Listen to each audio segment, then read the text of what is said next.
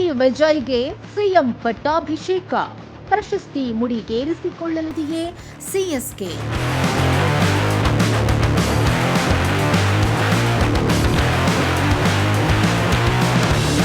ತಮಿಳುನಾಡಿನ 9ನೇ ಮುಖ್ಯಮಂತ್ರಿಯಾಗಿ ತಮಿಳಿಗ ವೆಟ್ರಿ ಕಳಗಂ ಪಕ್ಷದ ನಾಯಕ ನಟ ಜೋಸೆಫ್ ವಿಜಯ್ ಅವರು ಕೊನೆಗೂ ಪ್ರಮಾಣ ವಚನ ಸ್ವೀಕರಿಸಿದ್ದಾರೆ. ಮೇ 10ರ ಬೆಳಗ್ಗೆ ರಾಜ್ಯಪಾಲ ರಾಜೇಂದ್ರ ವಿಶ್ವನಾಥ್ ಅರ್ಲೇಕರ್ ನೇತೃತ್ವದಲ್ಲಿ ನಡೆದ ನೂತನ ಸರ್ಕಾರದ ಪ್ರಮಾಣ ವಚನ ಸ್ವೀಕಾರ ಸಮಾರಂಭ ಭರ್ಜರಿ ಸಂಭ್ರಮದಿಂದ ಕೂಡಿತ್ತು. ಕಾಂಗ್ರೆಸ್ ನಾಯಕ ರಾಹುಲ್ ಗಾಂಧಿ ಪ್ರಮಾಣ ವಚನ ಸ್ವೀಕಾರ ಸಮಾರಂಭದಲ್ಲಿ ಮುಖ್ಯ ಅತಿಥಿಯಾಗಿ ಪಾಲ್ಗೊಂಡಿದ್ದರು. ದಳಪತಿ ವಿಜಯ್ ಮುಖ್ಯಮಂತ್ರಿಯಾಗಿ ಪ್ರಮಾಣ ಸ್ವೀಕರಿಸಿದ ತಕ್ಷಣವೇ ಸಾಮಾಜಿಕ ಮಾಧ್ಯಮದಲ್ಲಿ ಒಂದು ವಿಷಯ ವೈರಲ್ ಆಗ್ತಿದೆ. ವಿಜಯ್ ಮುಖ್ಯಮಂತ್ರಿಯಾಗಿದ್ದಾರೆ. ಈ ಬಾರಿ ಚೆನ್ನೈ ಸೂಪರ್ ಕಿಂಗ್ಸ್ ತಂಡ ಐಪಿಎಲ್ ಪ್ರಶಸ್ತಿ ಮುಡಿಗೇರಿಸಿಕೊಳ್ಳಲಿದೆ ಅಂತ ತಮಿಳಿಗರು ಸಂಭ್ರಮಿಸುತ್ತಿದ್ದಾರೆ.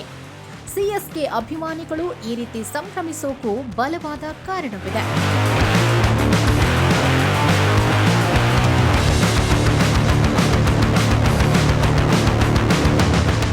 ತಮಿಳುನಾಡಿನಲ್ಲಿ ಸರ್ಕಾರಗಳು ಬದಲಾಗಿ ಹೊಸ ಮುಖ್ಯಮಂತ್ರಿಗಳು ಬಂದಾಗ ಸಿಎಸ್ಕೆ ಕಪ್ ಗೆದ್ದಿರುವ ಇತಿಹಾಸವಿದೆ. 2011ರಲ್ಲಿ ದಿವಂಗತ ಜಯಲಲಿತಾ ಮುಖ್ಯಮಂತ್ರಿಯಾದಾಗ ಸಿಎಸ್ಕೆ ಪ್ರಶಸ್ತಿ ಗೆದ್ದಿತ್ತು. ನಂತರ 2021ರಲ್ಲಿ ಸ್ಟಾಲಿನ್ ಸಿಎಂ ಆದಾಗ ಆಗಲೂ ಕೂಡ ಸಿಎಸ್ಕೆ ಪ್ರಶಸ್ತಿ ಗೆದ್ದಿದೆ. ಈಗ ದಳಪತಿ ವಿಜಯ್ ಸಿಎಂ ಆಗಿರೋ ಕಾರಣ ಈ ಭಾವನೆ ಪುನರಾವರ್ತನೆಯಾಗಿದ್ದು ಸಿಎಸ್ಕೆ ಮತ್ತೊಮ್ಮೆ ಪ್ರಶಸ್ತಿ ಮುಡಿಗೇರಿಸಿಕೊಳ್ಳಲಿದೆ ಎಂದು ಅಭಿಮಾನಿಗಳು ವಿಶ್ವಾಸ ಹೊಂದಿದ್ದಾರೆ. ವಾಸ್ತವವಾಗಿ ಈ ಸೆಂಟಿಮೆಂಟ್ಗೂ ಸಿಎಸ್ಕೆಯ ಪ್ರಸಕ್ತ ಪರಿಸ್ಥಿತಿಗೂ ಹೆಚ್ಚಿನ ಸಮಾನತೆಯ ಅಂಶಗಳು ಕಂಡುಬರ್ತಿದೆ. ಸೀಸನ್ ಆರಂಭದಲ್ಲಿ ಸರಣಿ ಸೋಲುಗಳನ್ನು ಎದುರಿಸಿದ್ದ ಸಿಎಸ್ಕೆ ತಂಡ ಅನಿರೀಕ್ಷಿತವಾಗಿ ಚೇತರಿಸಿಕೊಂಡು ಪ್ಲೇ ಆಫ್ ರೇಸ್ನಲ್ಲಿ ಬಲಿಷ್ಠವಾಗಿ ನಿಂತಿದೆ. ಸಂಜು ಸ್ಯಾಮ್ಸನ್ ತಂಡದ ದಿಕ್ಕನ್ನೇ ಬದಲಾಯಿಸಿದ್ದಾರೆ.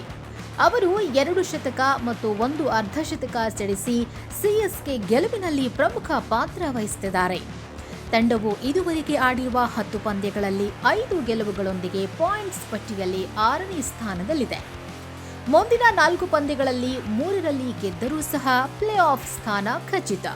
ಚೆನ್ನೈ ಸೂಪರ್ ಕಿಂಗ್ಸ್ ಐಪಿಎಲ್ ಇತಿಹಾಸದಲ್ಲಿ ಅತ್ಯಂತ ಯಶಸ್ವಿ ತಂಡಗಳಲ್ಲಿ ಒಂದಾಗಿದ್ದು ಇದುವರೆಗೆ 5 ಬಾರಿ ಅಂದರೆ 2010, 2011, 2018, 2021 ಹಾಗೂ 2023ರಲ್ಲಿ ಚಾಂಪಿಯನ್ ಪಟ್ಟಕ್ಕೇರಿದೆ. ಎಂಎಸ್ ಧೋನಿ ನಾಯಕತ್ವದಲ್ಲಿ ಈ ಸಾಧನೆ ಮಾಡಿದ ಸಿಎಸ್ಕೆ ಮುಂಬೈ ಇಂಡಿಯನ್ಸ್ ಜೊತೆಗೆ ಅತಿ ಹೆಚ್ಚು ಪ್ರಶಸ್ತಿ ಗೆದ್ದ ದಾಖಲೆಯನ್ನು ಹಂಚಿಕೊಂಡಿದೆ. ಆ ರಾಜ್ಯಕ್ಕೆ ಹೊಸ ಮುಖ್ಯಮಂತ್ರಿ ಬಂದಿದ್ದು ಹೊಸ ಸಿಎಂ ಬಂದಾಗಲೆಲ್ಲ ಸಿಎಸ್ಕೆ ಐಪಿಎಲ್ ಕಪ್ ಮುಡಿಗೇರಿಸಿಕೊಳ್ಳಲಿದೆ ಎಂಬ ಸೆಂಟಿಮೆಂಟ್ ನಿಜವಾಗಲೂಬಹುದು. ನೋಡೋಣ. Best of luck.